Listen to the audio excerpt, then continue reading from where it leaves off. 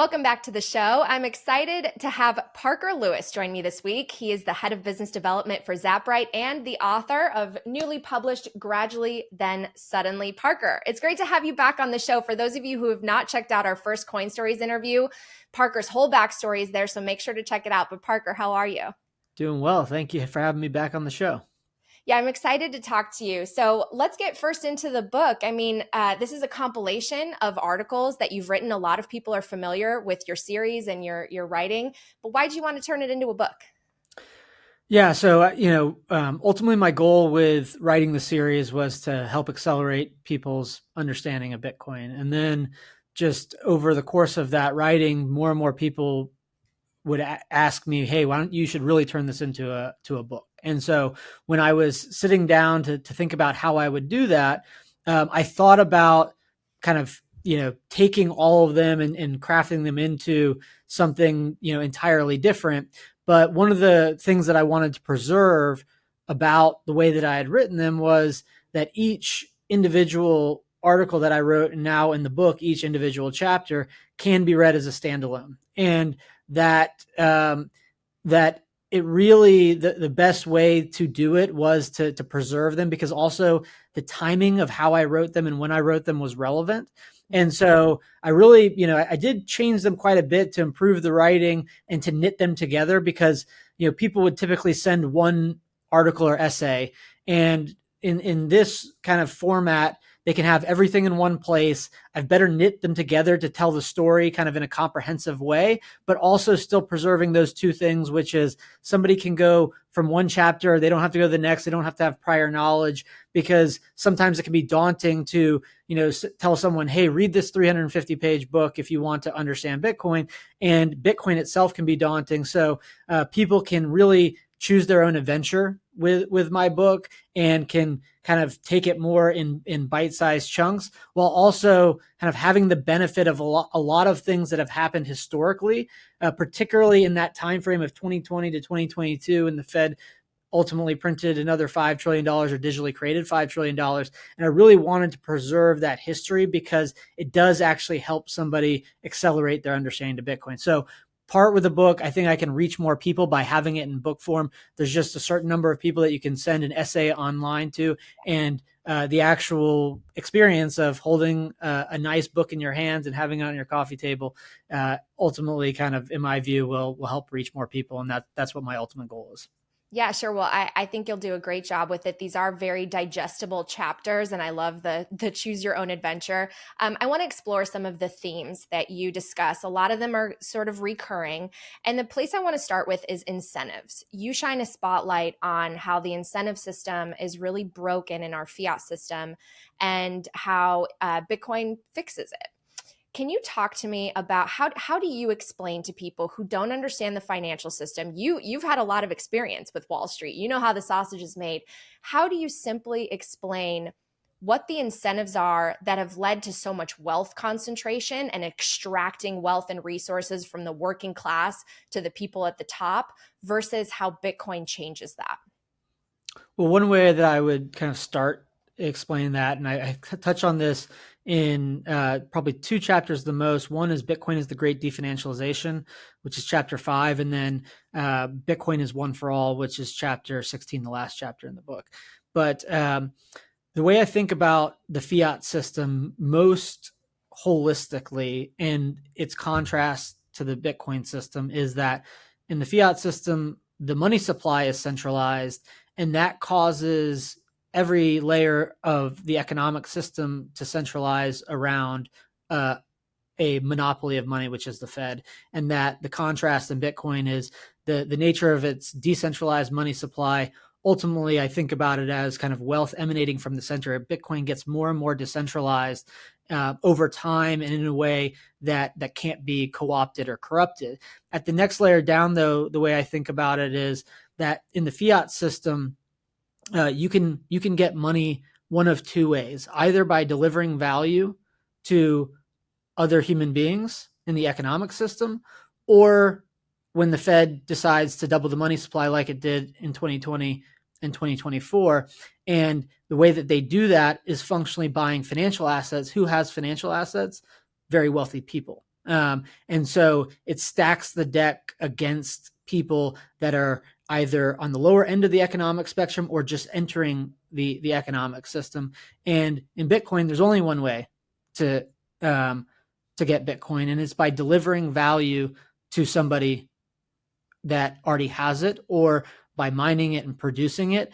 And then the third way that I contrast the incentive specifically is that when you think about those two systems, where one, you either have to deliver value or you get money by the Fed printing it, which they do over and over and over, or the other system where that can't exist and that you actually have to, the only way to acquire the money of the system is by actually delivering value, is that there's a very positive economic incentive where in that system of Bitcoin where no one can create money, it is that any value that you do create for somebody else will be preserved into the future, will better store its value for the fact that money can't be printed. And in that world, you actually have a greater economic incentive to deliver more value than you actually consume of others. And there is something very positively reinforcing of that. And what it actually allows you to do is to focus on the value side of work, what you actually enjoy, when the value that you deliver in the past is carried forward in the future. And the fiat system creates this incentive where you're not really incentivized to deliver value, you're incentivized to make money. And those are two different things, because in that Yeah. legacy system, the second you create value, it's constantly degrading and you're functionally on a hamster wheel. And so you have to have a much higher time preference. So it is a layered set of incentives, but it's centralization begets centralization. Decentralization begets wealth constantly distributing rather than consolidating. Coin Stories is proudly brought to you by Bitdeer, a global leader in disruptive technology for Bitcoin mining and AI. As a publicly traded leader, Bitdeer boasts a massive 900 megawatts of operational data center capacity and an additional 1.1 gigawatts under development across 3 continents, positioning Bitdeer as one of the most diversified and power-dense computing companies in the world. Bitdeer's leadership laid the groundwork for the original advancements in Bitcoin mining ASICs. It's really the only company in the industry with the track record and clout to disrupt the market again with groundbreaking new designs for the next generation of mining ASICs. Now, Bitdeer is leveraging years of expertise in data center and cloud management into high performance computing through a recently announced partnership with NVIDIA. Join Bitdeer in reshaping the world of Bitcoin mining. Learn more at bitdeer.com and explore how they are pioneering the future today. I love the distinction you made there, making money versus delivering value. I want to come back to how Bitcoin, being a currency that appreciates in value over time, delivers more and more value, and why 21 million is enough. But first, just digging deeper on incentives, you talked about how politics is not the answer. No politician is going to come in as a white knight and save all of us. But it's actually the currency that we have to address. The currency and the fact that it is manipulated is the core problem that Bitcoin fixes. Can you talk a little bit more about that, given the state right now of our economy amidst this election? A lot of people are so excited now that politicians are embracing Bitcoin. So what's your take on politics versus fixing the currency?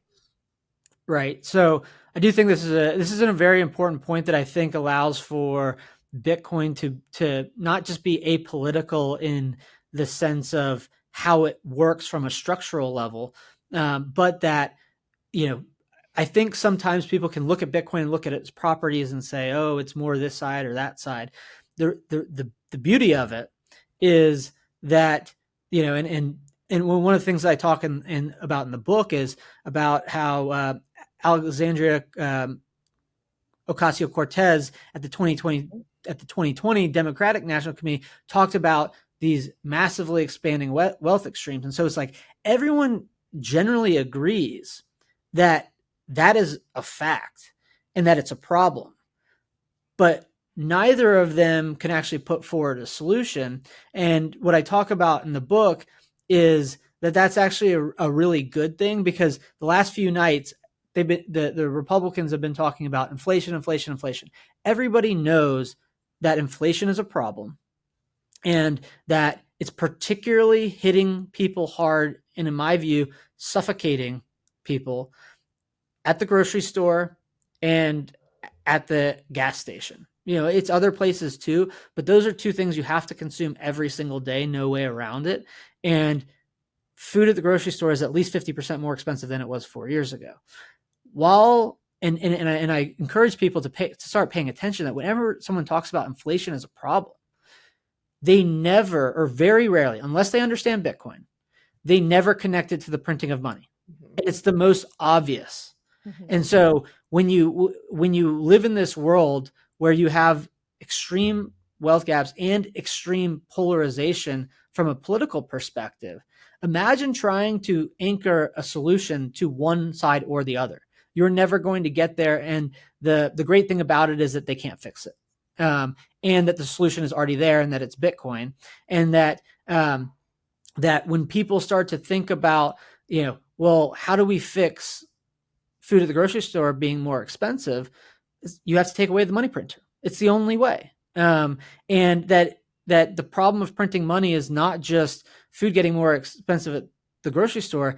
It actually causes the economic structure to fracture and decay. And that by having a form of money that can't be printed, that it's like one of the examples I use is like talking about political solutions to it is like cleaning the windows on a 100-story building on the 100th floor and not addressing the foundation. And so because of that, it's kind of like, these people will toss political footballs back and forth, but unless they're actually talking about a real solution and keying in on the actual foundation of the problem, you can just rest assured that they're not actually going to fix it, and they're really not serious about it. They just want to use it. So, do you see it as hopeful that political candidates are talking about Bitcoin? Do you think that electing someone that is pro Bitcoin will help usher in more adoption, or does it not matter? And actually, the two sides are fundamentally opposed, and there's going to be friction, and we're going to even maybe see some of the people that said, "Oh yeah, I'm pro Bitcoin," suddenly get into power and say, "Well, actually, no, because this threatens my monopoly in power." I think it's probably somewhere in between. And what I think it is a positive, right? Because there's a positive that says, "Hey, just don't attack Bitcoin," and that's one of the things that I think about from a political side or policy side. That Bitcoin doesn't need any advantages. We just need people in power not to restrict our rights. Like thinking about Bitcoin from a policy standpoint as being defensive rather than offensive. And then I do have worry is not the right term. I do think it's problematic, and I don't think Bitcoiners should be massive bandwagoners when it's clear that somebody doesn't understand Bitcoin. Because once it's clear that it's click for them, then they can see the field, and then they can do things and take action from a policy perspective to actually defend our rights to be able to freely transact, to freely use it, or to promote its use. If And I would say outside of maybe two politicians, which I would put Senator Lummis and Senator Cruz, maybe Warren Davidson, but maybe not. That no one else understands Bitcoin at a fundamental level, and I think that people would be better served rather than just cheerleading someone that says, "I want to support Bitcoin and digital assets," or "I want to support Bitcoin and crypto," to actually start seeing the field. And I do think that there's even we talked about incentives at the start. I think that there is a broken incentive that causes politicians to not want to go deep down this rabbit hole. Yeah. And because if they actually knew what the solution of the problem was, they would have to then, from just a moral principled basis, do things a lot differently. Yeah. Because it's always easier to print money, but the second that you start not printing money, you're taking some money away from somebody that was Right. expecting it. And that's one of the reasons why the legacy system, not from a political side, but just from a money side, has become so corrupted. Right. And if you're in positions of power, you don't have that much competition. Your monopoly isn't very threatened, but Bitcoin really does turn that on its head. You would have to compete a lot more and deliver more value and be held more accountable, which government actors are not. It's been interesting to see. I mean, there's so much excitement having really massive figures talk about Bitcoin who are so influential, potentially getting many of their voters who aren't into Bitcoin or know nothing about it, understanding or going down the rabbit hole. But at the same time, I agree with you. And I've always been someone who's very skeptical, especially from my reporting work on related to politics, very skeptical of people who are trying to get elected or wanting to come into more power. It's like there are so many I don't want to say hypocrisies, but contradictions, right? Yeah. They're for this, but then some of their other decisions don't stand with the values of Bitcoin. And you'll see figures come up, even vice presidential candidates, right? It's like, well, you're for Bitcoin, but are you also for the military industrial complex? Because those two things are not on the same side, right? And Right. so it's going to be interesting to see how this plays out. And I do have hope that Bitcoin will be this Trojan horse. But what I want to dig into more, something else you talked about in the book, is that in our current system, the central bank being at the core, at the front of fiat, they suppress volatility. A lot of people are scared of Bitcoin because it's so volatile in terms of in USD price, right? But you actually argue that the current legacy system is more fragile because volatility is suppressed. Can you explain that a little bit more? Sure.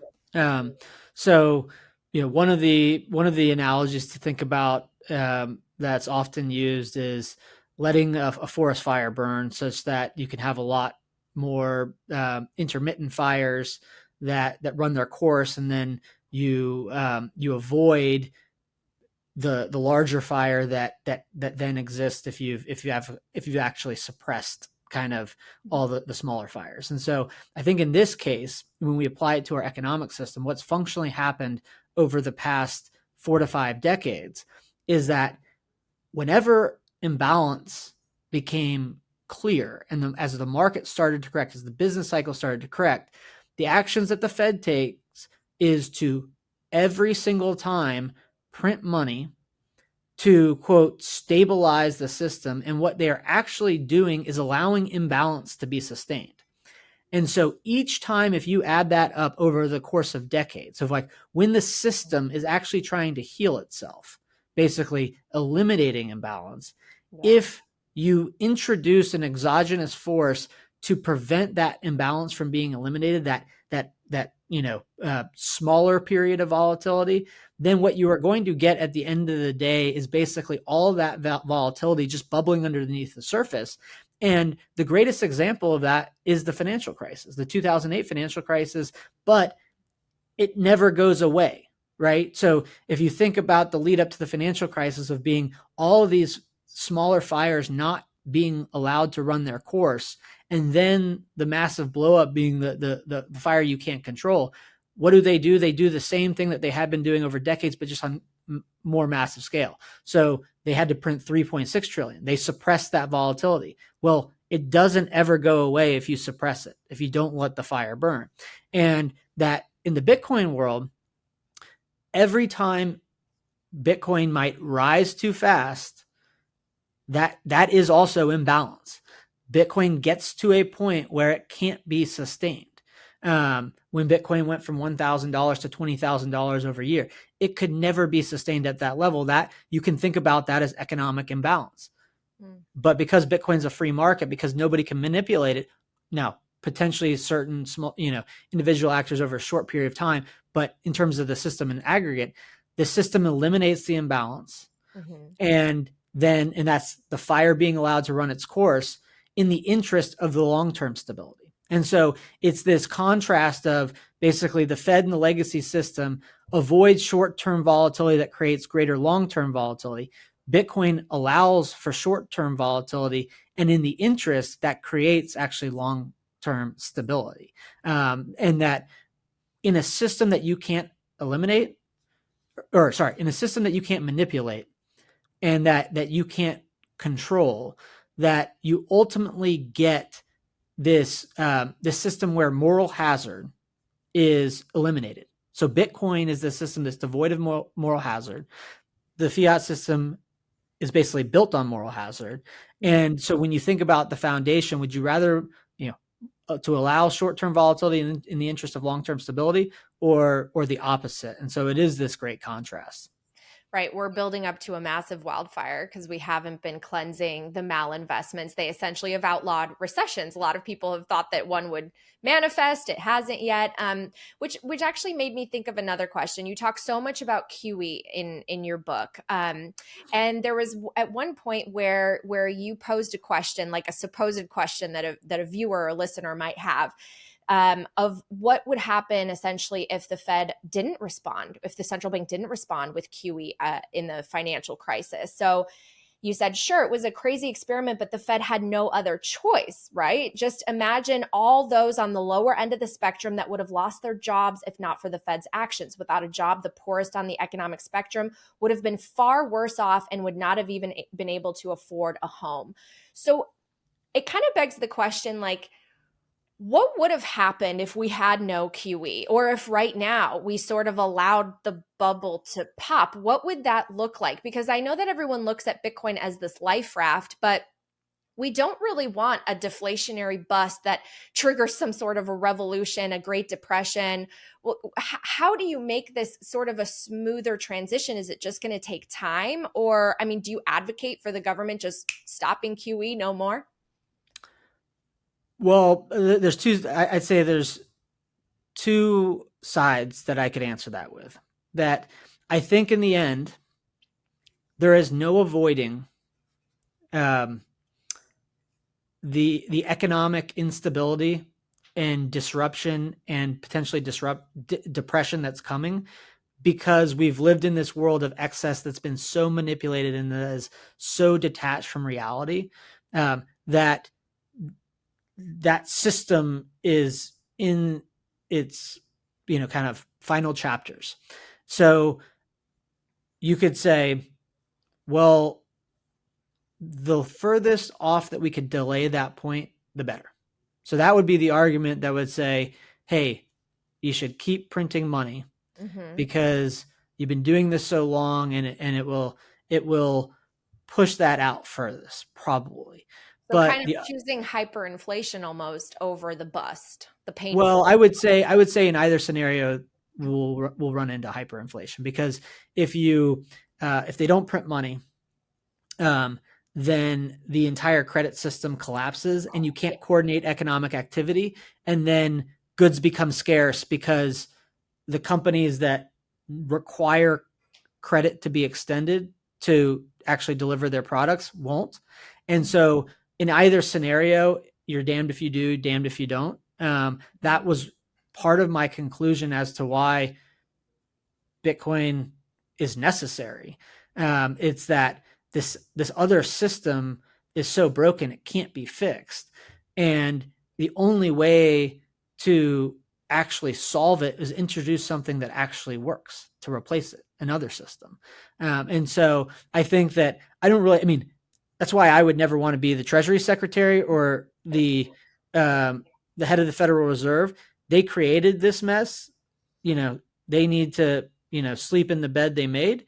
Um, and but in a broader point, the thing that we all need to learn from it and to take away and to never forget and then to pass down to future generations is that when you manipulate the money system, like there is no escaping the consequences of it. You can kick the can down the road, but in the end, all of us are going to have to pay that debt, because there is going to be some inevitable pain. And so, probably if it was me, I'd say, hey, stop printing money, because what would happen is the credit system would just contract and contract and contract.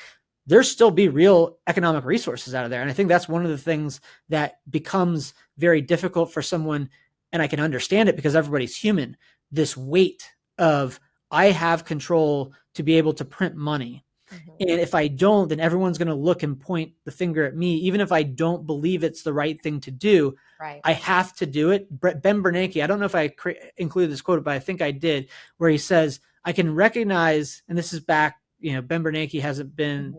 chair of the Federal Reserve for a long time, but it was in the middle of the financial crisis where he said, I can accept that, monetary policy is not the solution, but we have to do something to be palliative. That Yeah, there's just I this think so. default to take action, and that that's an impossible position to be in. So, Yeah. short answer is I'd let it just run its course because I wouldn't want to continue to manipulate. But whether they do that or continue Yeah. to print, the economic system is so broken that hyperinflation of that dollar system, in my view, is inevitable. Well, and you've just shined a spotlight on why, thank goodness, we have Bitcoin, because if not Bitcoin, then what the heck would we be doing? I guess maybe some of us would be big gold bugs. Okay, so you talk about money printing obviously a lot, and how we've been lulled into this false sense of contentment with how the current system works. The fact that you dilute by 2% every year, which when you compound it, you realize how much purchasing power gets destroyed in just a couple of years. And one thing that I think you do a great job at is kind of breaking down why abundance in money creates scarcity everywhere else. I've also heard this from Jeff Booth, versus scarcity in money creating abundance. One time I tried to explain this to someone, and I got back totally understandable questions that I wasn't able to fully, I think, articulate. But again, you do such a great job of like, well, the more money you print, you can pay for people to create the goods and services. There's more. Like, doesn't it create more? Which just, it's like a self-reinforcing momentum. But you kind of, again, you say creating money out of thin air does not magically create more goods and services. More base money exists and more deposits exist as credit is created, which compete for a supply of goods and services that do not and cannot keep pace. So the value of the dollar declines. Can you explain that just a little bit more to really hone in on that? Because I think it's actually one of the most important points that hits on why the fiat system is so bad and why Bitcoin is so great. Yeah, so I'll try to do it in as non-dense a way as possible. But one of the things I believe it's in Bitcoin's Common Sense.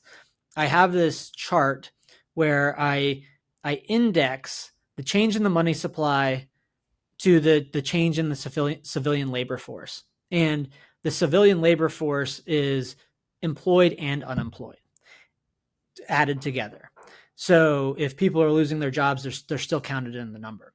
And that when you see the index chart back to 2007, the money supply is increased by approximately 7 times. And if you were looking at the change in the labor force, it effectively looks at like the x-axis. It just looks like it's flat because the labor force has only increased by 6%. So something increasing by 7 times is 6%. It's that if you think about this literally at the atomic level, that imagine there's a printing press and there's just dollars coming off of it.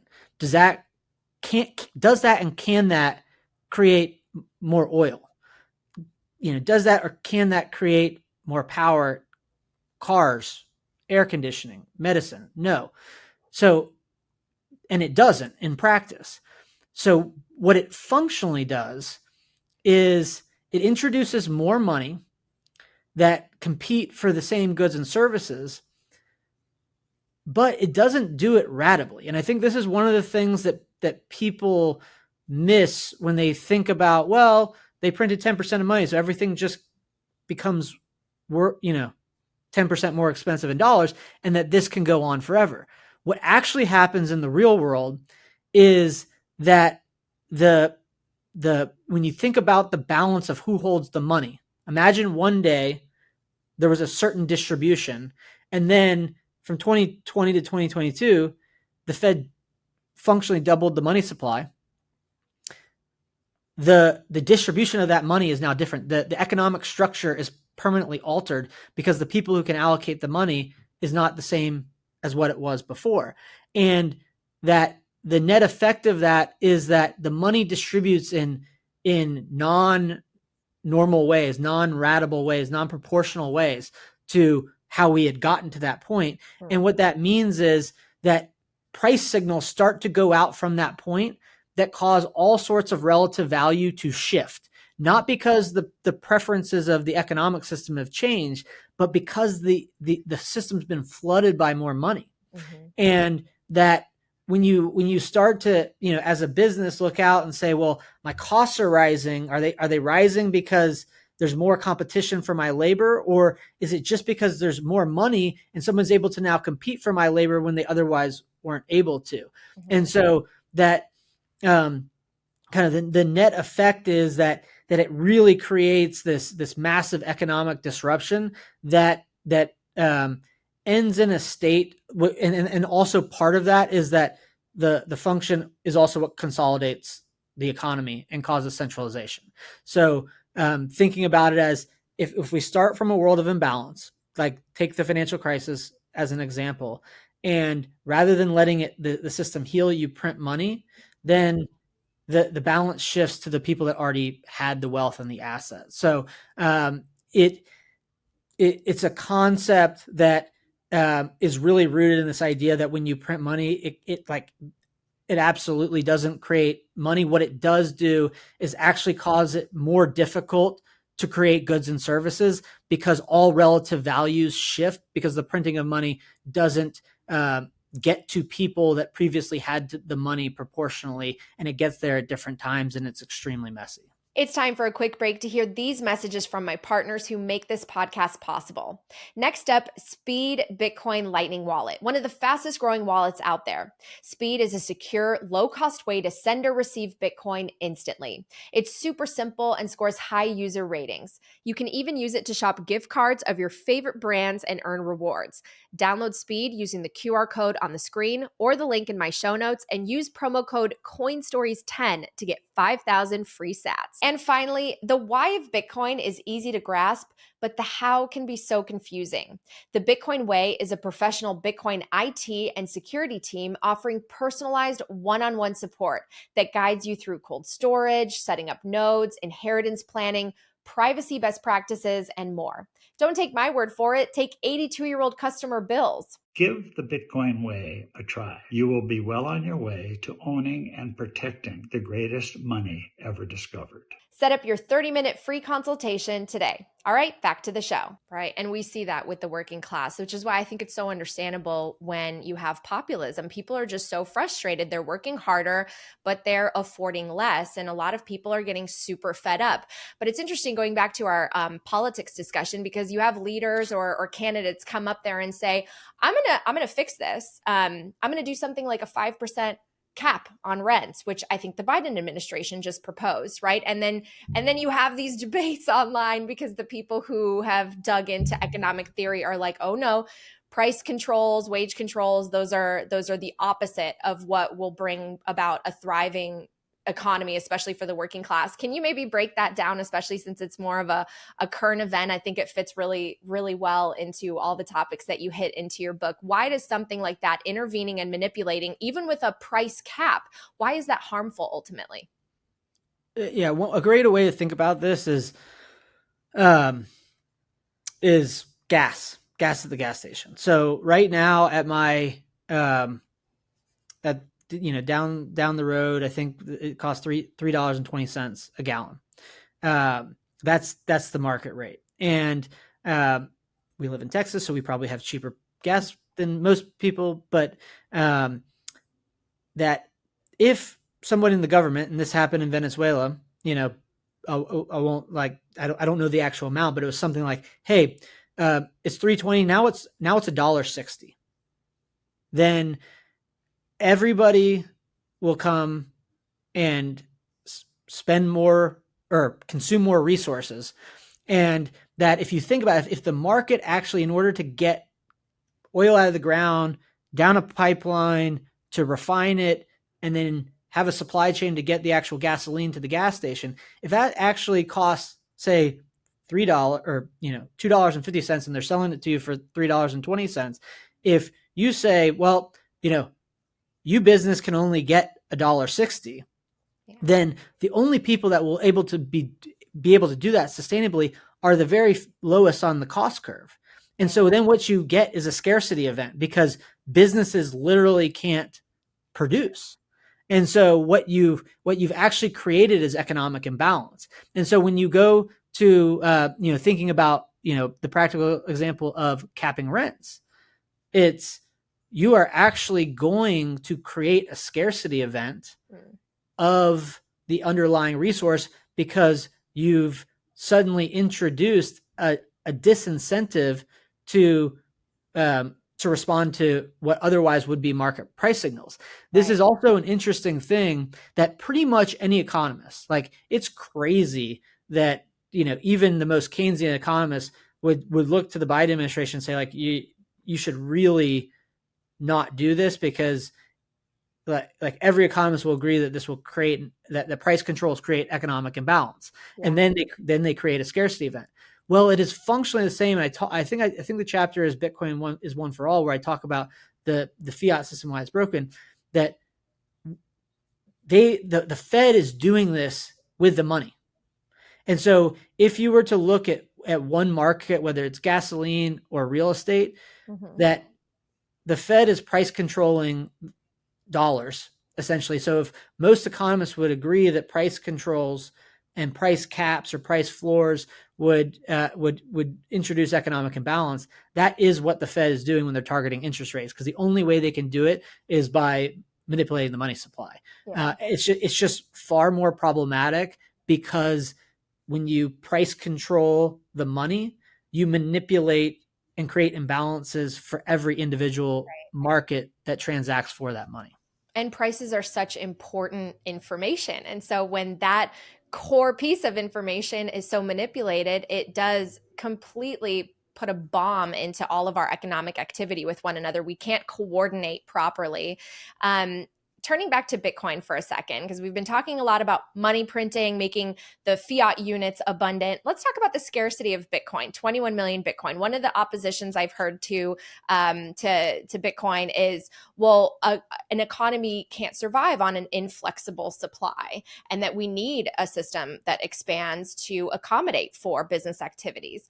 Can you talk a little bit about why 21 million is enough and it won't encourage hoarding? This goes back to that idea of delivering value, right? If the value of your currency is appreciating, there's an incentive to save, but also for someone to get your Bitcoin, they really have to provide value to you. And the movement, the transactions, the distribution of Bitcoin won't stay static. It will still move, right? Right. So, and I talk about this in Bitcoin is the Great Definancialization. And that's chapter 5 of the book for anyone that wants to dig into this further. But the way that I would think about this is, or there's a couple ways, but the first way is, imagine there's a world where there's only 21 million Bitcoin. And one of the other things that I explain from a fundamental perspective is that money and economic systems converge on a single form of money, because of the nature of trade and the fact that, in order for you and I to trade or exchange value, we both have to agree on what form of money, because I have to have the form of money you're willing to accept. But imagine in a theoretical world, everybody's operating on a Bitcoin standard. There's only 21 million Bitcoin. The thing that people miss of thinking that we need to manipulate the money supply is that in that world where the money is distributed and there's a fixed supply, it's paradoxical, because while no one at any point in time can save more, like in total, you cannot save more money, that is actually what creates the incentive for each individual to save more. And each individual can save more because it's really about purchasing power. And that in a world where I visualize this perfectly straight line, the money supply cannot change. Nobody can save anymore. 7 billion people all have to survive. They all need to drink water every day. They all need to eat food every day. They all, or some percentage of them, need to consume healthcare. They all need to consume power, or functionally all. So 8 billion people competing for a fixed resource. And what that speaks to, and this is a concept that Saif Dean talks about in the Bitcoin Standard at greater length than I do. I touch on it, which is time preference. There's people who have lower time preference and higher time preference. People who have lower time preference weight the future to a greater degree than the present. They defer things for future benefit. People with higher time preference benefit or prioritize or value the present more than the future. And that sound money is what helps lower someone's time preference. But in that world, It's all on a spectrum, and everyone is defaulted to having a positive time preference because our time is finite, and because there's certain things that we need to survive. So that's one thing on the surface of just recognizing, because everyone has to consume, that they will naturally spend money with a fixed supply. Because if you earned and saved but never literally spent a dime, that money wouldn't do you any good. Money is there to trade and fulfill your needs and wants. The other thing I think about is, just in a practical, non-theoretical world, when Bitcoin went up to 20,000 the first time, people sold it. When it went up to 70,000, people sold it. When it went down to 16,000, people bought it. That every single day when Bitcoin rises and falls, people spend their Bitcoin. And so in practice, people do spend, and people are actually more willing to spend their Bitcoin as its purchasing power increases, because they actually have to part with less of it in order to get the same good or service. And so that's half of the other side of it, is that what you were keying in on too, which is, imagine a world where there's a fixed money supply, and that creates this very positive feedback loop, which is everybody has an incentive to save, but everyone also has an incentive to produce value to other human beings, because in order to save, you will have to have delivered value to somebody that is good enough to cause them to part with what is a fixed in supply form of money that does store its purchasing power. In that world, the producers are maximally incentivized to produce something of better quality or high enough quality to induce somebody to part with their money. And then the contract that Bitcoin provides is that if you do produce that, then the same applies to you. Somebody else has to come along and deliver you something of great enough value in a world where your money is holding its value in order for you to part with it. So it actually aligns all the economic incentives, and that when you think about both in practice and in theory that everyone's going to have to spend money, all it does is sharpen the pencil when it comes to evaluating opportunity cost. And in a world of sound money, it makes the opportunity cost of spending today versus saving for the future far clearer, or at least far more aligned. Those are such great points. It took me a while to really understand and appreciate the fact that any amount of currency is enough in a fixed supply, as long as it's divisible, and it wouldn't lead to the type of hoarding and this, like, I don't know, this kind of negative outlook that some of the traditional economists have. So I really appreciate that view. You and Saifedean really helped me understand that. One of the things that you touched on with this shift to Bitcoin is how the power and the wealth would be more distributed, and it would shift back more from Wall Street to Main Street. So I have just like one more question before we start to wrap up on your book. I know that right now there's actually there are some proposals for the banking sector to start to custody Bitcoin. Institutions are moving in, and there are a lot of people who are a little bit nervous that Bitcoin could somehow be co-opted.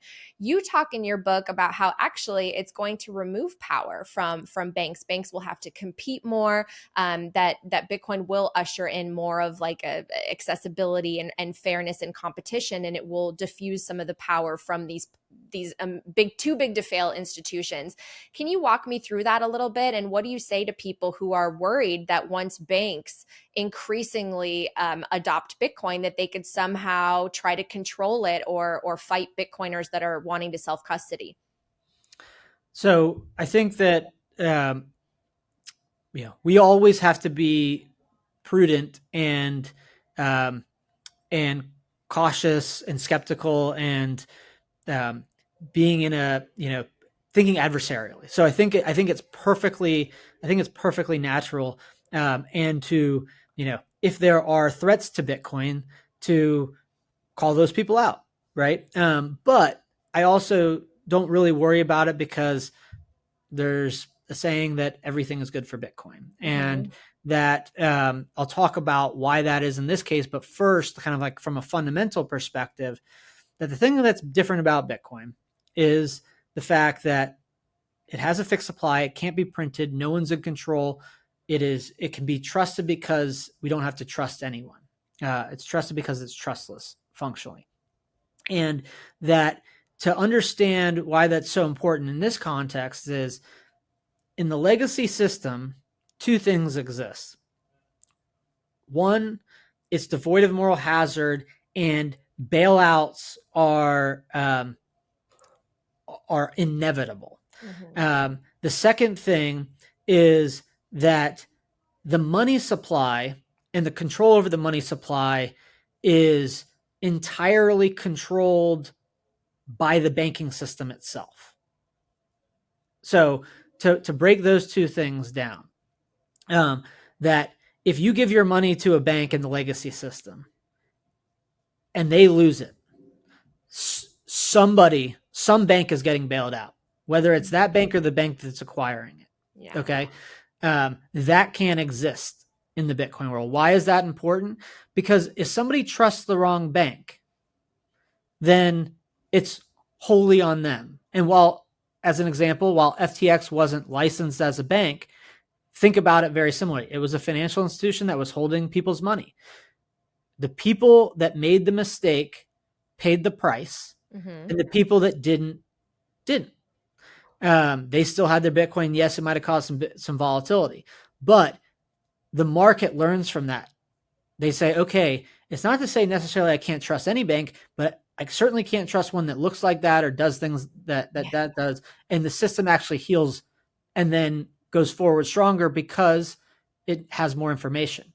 The other side of it, which is the co-option of the money system. Well, that also can't exist in Bitcoin, and it's important because in the system where the money supply is actually co-opted and controlled first, but in my view, co-opted by a central bank, then what that does is it not just creates this system of centralization, but centralization begets censorship. So you don't really have a way to opt out of that system because what they can do is functionally censor you, and you need access to money. So in the Bitcoin world, it's like if they set, if they create, if a bank's holding your Bitcoin and they have certain rules of what you can do and what you can't do, they can never actually control the money supply. So they don't have a centralizing mechanism. So they might be able to censor their customers, but unlike the legacy system, they can't actually censor the system. Right. And so it basically allows people to try different sandboxes, and then people can opt in based on the incentives that they provide or opt out. And the people that opt in or opt out control their own destiny in either scenario. And the people that make mistakes and get burned, again, bear the consequences. Right. And so how it applies to this is, if banks want to custody Bitcoin, the people that become at risk or who stand to benefit because maybe they offer a service is that only those that take the risk. They can't control the system, and that the larger that Bitcoin gets, the more people that opt in total, the more secure it is because it actually becomes more decentralized, and the more competition for both services as well as people to actually hold Bitcoin results in actual less and less control of any one party over time. And so I don't worry about it because I know that, there's two scenarios. Either it doesn't attract new people to Bitcoin and then those banks don't have power, or it attracts new people to Bitcoin and the mind share grows, the value grows, and the consequence of any one actor or controlled by a few actors or a system in one geography of the world can't really control or dictate, changes to Bitcoin or cause some sort of systemic risk. Right. Well, I have a lot of hope in your vision because you're right. Right now, capital is largely held captive by banks, but the hope is that money would move more freely with a decentralized distributed network like Bitcoin. Yeah, and that made me think of one other thing about why this system that is Bitcoin is actually going to create incentives in the banking system that are far more aligned, which is when you start with a world where the money is centralized, and it's not just centralized, the money and the banking system are one and the same. And that isn't the way that it always was, and isn't the way that it's going to be in the Bitcoin world. Well, when the money supply is centralized and it is functionally native to the banking system and to the banks, and the banks control it, that there is this seigniorage element, but when you create money out of thin air, you actually extract resources from the broader economic system.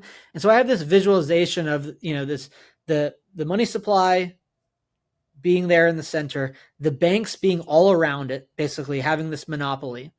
And then every other part of the economic system, in order to access another point of the economic system, and that means like me as a consumer accessing my rancher or my doctor, I have to go into the banking system and out of the banking system. Like I have to go through that single point, that gatekeeper. And so it really positions the banking system at the epicenter of the economic system. And that's the only thing that all of us have grown up with. And so we think that is natural. But in a world where the money is detached, people talk a lot about the separation of money and state. Think about the separation of money and banks. Okay. Banks can still actually deliver value to people, but they actually have to compete for the monetary capital on level footing. And that will actually create better banking services and greater accountability, for the reason that they don't control the money supply. They can't get the seniorage benefits of having that control. And if they lose it, if one bank does something significantly sketchier than another bank, there's this massive incentive for capital flight. And so the bank runs would happen far faster because they can't be masked over. And then the market has more information and they can learn and heal, and humans evolve by trial and error. And so like in the Bitcoin world, I think about it as like the banking system being like just one other segment of the economy. And you don't actually have to go into the banking system in order to access all of these other parts of the economy, that the healthcare system can talk directly to different parts of its supply chain rather than having to be captive to one segment as a go-between. Right. And I think a lot of people want to see a reverse in this bank consolidation, the too big to fail, monopolies begetting more and more monopolies. We need to kind of break that cycle so that people do have more choice. Actually, I know he's one of our biggest critics, Peter Schiff. I actually really like his book, The Real Crash. He points out a lot of things that are wrong in the system. Obviously, he disagrees with us on the solution, but he talks about how today people do more research on the television that they're going to buy than where they're going to put all of their savings, because banks don't have competition and they're all protected, right? There's a backstop with the FDIC and the government. They're always going to be bailed out. So they don't have to compete for us and for our business, which is really sad. And hopefully Bitcoin will change that course. Okay. Yeah. One funny thing about that, that when Silicon Valley Bank failed last year, there were all these, I don't know if they're billionaires, but they're 100 millionaires. Bill Ackman, one that comes to mind. He talks about how, like, he put this tweet out, which was basically, banks are black boxes.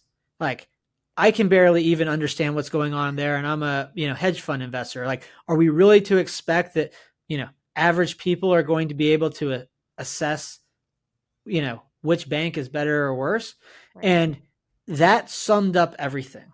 It's like the short answer is it should be your responsibility, yes. And the fact that there is not that expectation introduces this massive degree of moral hazard, which is you don't evaluate whether or not your bank is trustworthy or not, because it's just a black box. And you also have this expectation that if anything happened, that bank is getting bailed out. And that in the world where that can't happen, then the people are, when you know that you and you alone are accountable for your Bitcoin and what happens, you're going to decide. It doesn't mean that you aren't going to decide to trust an institution, but you know that if you trust the wrong institution, that it will, that you're going to be held accountable. That actually causes the whole system to be far stronger, secure, aligned, no Yeah. moral hazard, results in better services, as well as just greater accountability of like, okay, do I make this decision or not? Because if I make the wrong one, Yeah. I'm responsible. Agree. Let's make responsibility and consequences great again. That's what I'm for. Absolutely. Okay, I want to ask you about Zaprite. So, last question about gradually, then suddenly. I couldn't help but notice, but many of your articles quoted Nassim Taleb, especially when you're talking about Bitcoin's anti-fragile nature, which I think is so powerful. Man, we lost him. What happened? What is your take? Because he clearly, I mean, even the quotes that you offered, it's like he totally understands Bitcoin and the strength that comes with order coming about from randomness when you don't have like a, a coercive control and you just allow the free market to function and the emergent properties to take their course. What happened to Nassim? How can we get him back on Bitcoin? Well, one, I think what it established, so he basically burned his reputation, at least in the Bitcoin world, around the COVID crisis and the government lockdowns. But I'd written my article before that, and I think what it established was that he never really got it, Huh. and that I think that there is something which is when people like Bitcoin, we want to see in somebody something that doesn't actually exist, and that's why Mhm. we, not to be adversarial, but to be skeptical. Right. And there was something in that forward that he wrote to the first edition of the Bitcoin Standard. Michael Saylor wrote the Mhm. forward to the second edition, Yeah. which was something along the lines of I might have a copy of it right here, but that you know if it fails, we now know how it works and we'll be able to replicate it. And I think that Mm. in hindsight Red explained flag. a fundamental misunderstanding Right. that that if Bitcoin failed, then the system that was put forward to work as money didn't actually work. Mm. That this idea of having a proof of work mining system, Right. that validates the task of ownership and, based on a hashing algorithm, that system Yeah. either works or it doesn't. And if it failed, what it would establish is that the system didn't work. And that, when I was thinking about the other thing is that certain people can key on things that are fundamentally true. And I Mhm. think that's what Nassim Taleb did with this concept of anti-fragile. And even if he, you know, uh, kind of burned his reputation and exposed himself for not understanding Bitcoin, Mhm. it doesn't take away that he put out some work that had some real fundamental truth in Yeah. it that people can benefit from. And I'd like to think, and one of the reasons I thought about changing the name and like taking away, and I was like, no, that wouldn't be honest because I am trying to preserve, Yeah. history. And I do think that that's important. And that maybe if he reads the chapter, Bitcoin is anti-fragile, and he starts to, kind of put down the ego because Bitcoin is humbling, Yeah. that he'll actually see, because I don't think that he was evaluating Bitcoin from that perspective of how does the system actually work. And when he starts to see the things that truly are anti-fragile about it, that maybe that's what will allow him to actually Mhm. see Bitcoin truly for the first time for what it really is, and that might be able to what brings him back in. And if not, then it will just serve as a troll Yeah. because it's in my book. It's permanent. I quote him, I attribute it or Right. attribute it. So, Yeah, very so interesting to see that kind of turnaround, but I think you hit the nail on the head, ego. So many people just can't get over themselves to be able to see the light, and there's a lot of hubris that exists in the legacy system. So, well, we'll hope for the best. We want everyone to be a yeah, Bitcoiner. But okay, before we wrap up our conversation, we've got to talk about Zaprite. This is your new endeavor. A lot of people were familiar with your work with Unchained. Now you're building Zaprite. Tell us what it is. And full disclosure, I'm using Zaprite for my wedding registry. So yeah, I'm excited. yeah. Excited to help enable, Yeah. people to be able to donate the Bitcoin instead of or in place of, if they prefer, over a registry. So, Excited Yeah, to I have you don't guys need the on the stuff from platform. Williams Sonoma. I don't even have a house yet. I need to, Yeah. collect We'll, my we'll Satoshis. use the Bitcoin in the future to get all the nice things. But so really what Zaprite is, we're focused on Bitcoin payments. It's a non-custodial Bitcoin payments platform. We operate as essentially a payment gateway where people connect their ways to be paid in Bitcoin. And then we build the front end workflows for businesses and individuals to actually receive Bitcoin seamlessly as payment in return for goods or services or for donations. Really focused on kind of a few different types of payments. Businesses or individuals that issue invoices, like if you were issuing invoices for your show, for sponsorships, or people who have e-commerce sites or might use payment links, typically online or paying via a mobile device or a computer. We'll be working on point of sale and actually kind of brick and mortar stores as well.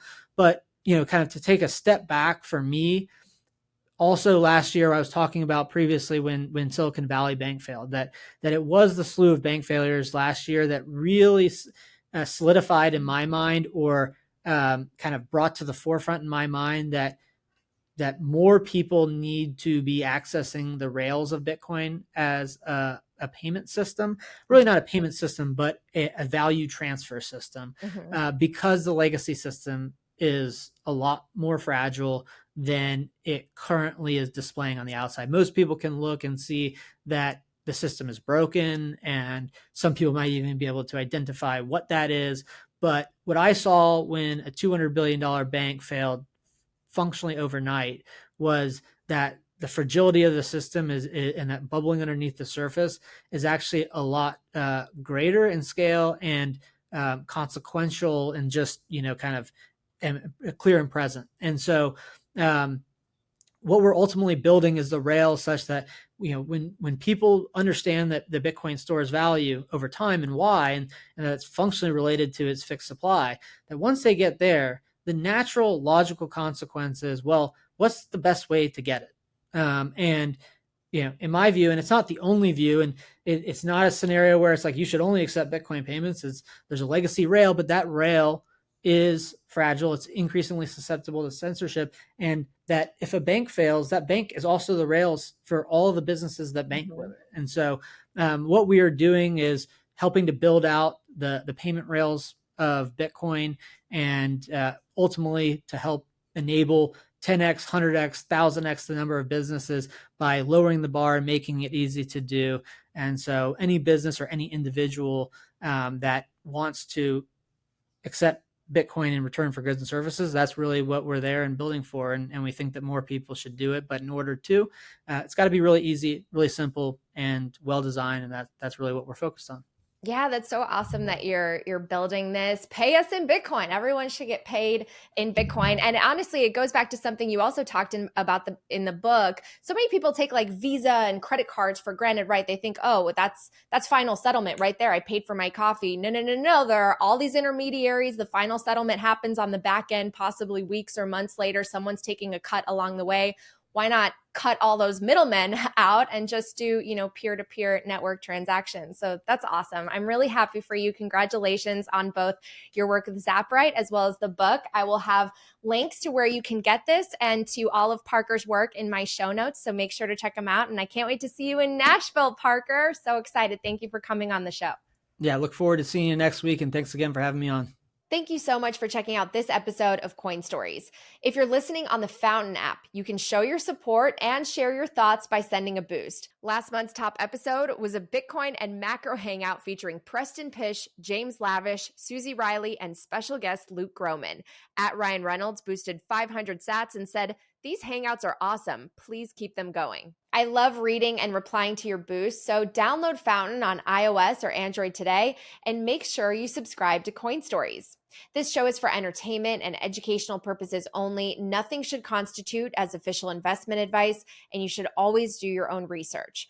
My inbox is open. If you want to share feedback or guest suggestions, just reach out at Natalie@talkingbitcoin.com. Make sure you're subscribed to the show and check out my free newsletter, nataliebrunel.substack.com. I'll see you next time.